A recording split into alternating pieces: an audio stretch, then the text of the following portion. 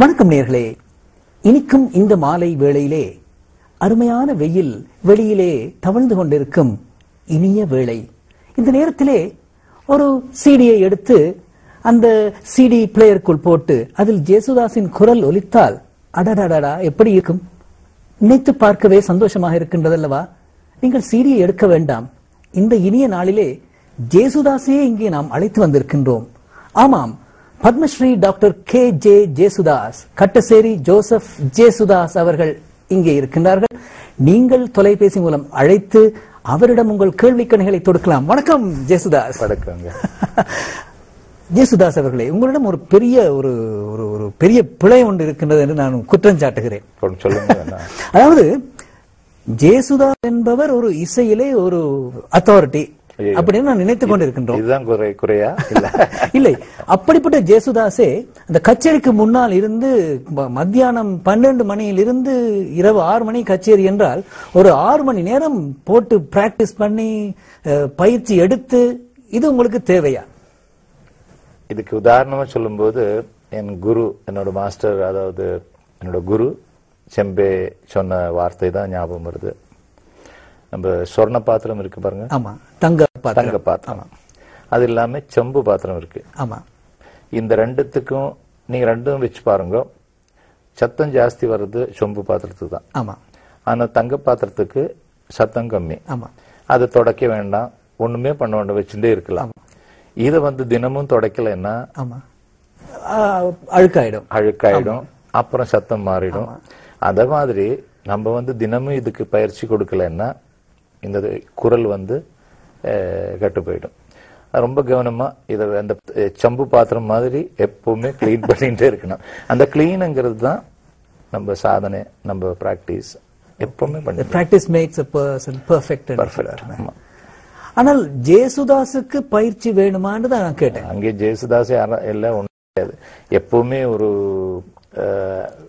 ஒரு ஸ்டூடெண்ட் தான். எந்த நேரமும் ஒரு ஸ்டூடெண்டாகத்தான் வாழணும் நம்ம. அதுக்கு உதாரணமா முகமது நபி சொல்லிருக்கு. ஏன்னா யார் இப்ப நம்ம வித்தியாசமா ஒண்ணு நினைக்க வேண்டாம். என்ன பொறுத்த வரைக்கும் எல்லாம் ஒரே மாதிரி தெய்வம். ஏன்னா யார் நல்லது சொல்லி இருக்கோ அதை நம்ம எடுக்கிறதா இருந்தா அதுக்கு குணம் இருக்கு நமக்கு. ஒரு சில நாள் ஒரு மனிதன் பிறந்தாச்சுன்னா இறந்து அந்த கலர், அதாவது அந்த இதுக்கு போறது வரையும் படிச்சுட்டு இருக்கணும்னா யூனிவர்சிட்டிக்கு போகணும்னு இல்லை சொல்றது. ஒவ்வொரு விஷயத்தையும் அவன் படிச்சுட்டு அதுக்கு ரிசர்ச் பண்ணி அதுக்கு வாழ்க்கையை என்னென்ன புது புது பண்ணிக்கலாங்கிறது செய்யலைன்னா அவன் மனிதன் இல்லைன்னு சொல்றான். இப்போ ஜேசுதாஸ் இன்னும் ஸ்டூடெண்டா தான் இருக்காரு. இப்போ நீங்க கர்நாடக சங்கீதம் பாடுகிறீர்கள், அதே சினிமாவிலையும் பாடுகிறீர்கள். எனக்கு ஒரு பெரிய சந்தேகம் ரொம்ப நாளா மனசுல போட்டு குடைஞ்சுக்கிட்டே இருந்தது.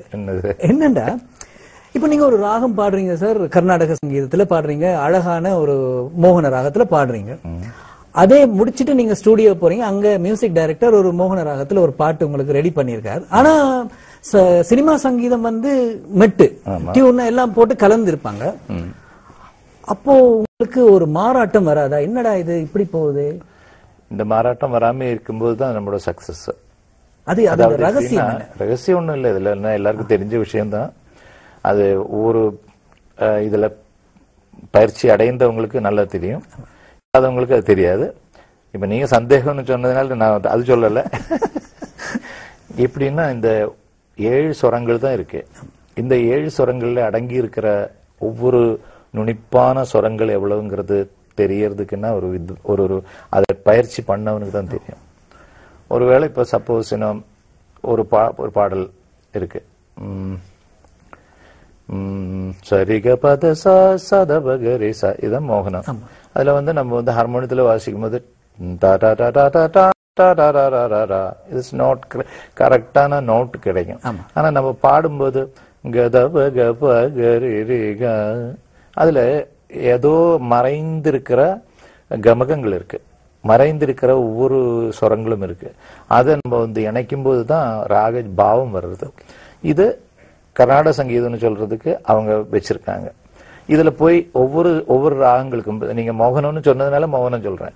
மோகனத்துல தைவதம், பஞ்சமம், காந்தாரம், ரிஷபம், ஷட்ஜம், இவ்வளவுதான். அதுல மத்தியமும் கிடையாது, நிஷாதம் கிடையாது. அப்ப இந்த நிஷாத டச்சை நம்ம பண்ணியாச்சுன்னா அது தப்பு.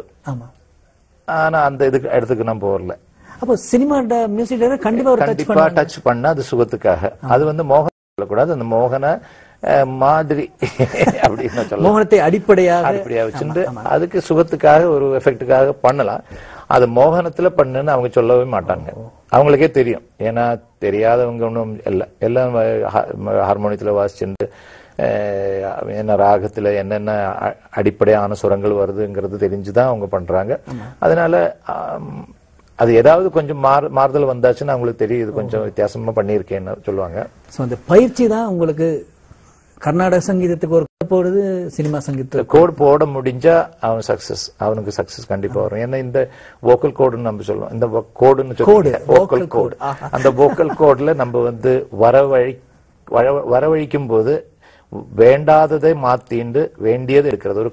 ஒரு சிற்பியை பாருங்க, ஒரு கல்லு நீங்க கொடுத்தாச்சுன்னா அவன் முதல்லயே அதுல என்ன வரும், ரூபம் வருங்கிறது, உருவம் வருங்கிறது முதல்ல நினைக்கிறான், நமக்கு தெரியாது. அவன் அதை செதுக்கி தேவையில்லாததை எடுத்துடுவான்.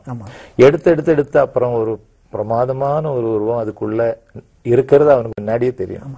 அந்த மாதிரி நான் தேவையில்லாத இடத்துல போகாம நம்ம வந்து அதை பிடிக்க வேண்டிய இடத்துல பிடிச்சாச்சுன்னா அது சுகமா இருக்கு.